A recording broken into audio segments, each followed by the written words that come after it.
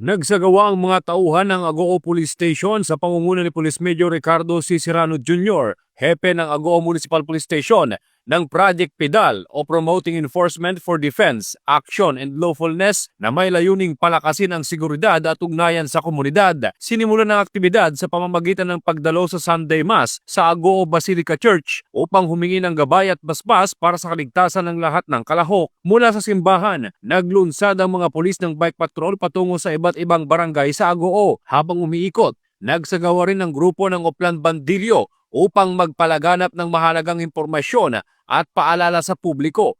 Sa pamamagitan ng bisikleta, mas nagiging nakikita, naaabot at malapit sa mamamayan ang mga pulis na nakakatulong upang mapalakas ang pagtitiwala at kooperasyon ng komunidad. Ipinapakita ng Project PIDAL ang isang proaktibo, makakalikasan at makakomunidad na paraan ng pagpapatrolya na sumasalamin sa pangunahing halaga ng PNP, makadiyos, makabayan, makatao at makabansa. Patuloy na isinusulong ng Agoo Police Station ang mga gawaing nagtataguyod ng kapayapaan, kaayusan at pagkakaisa sa buong bayan.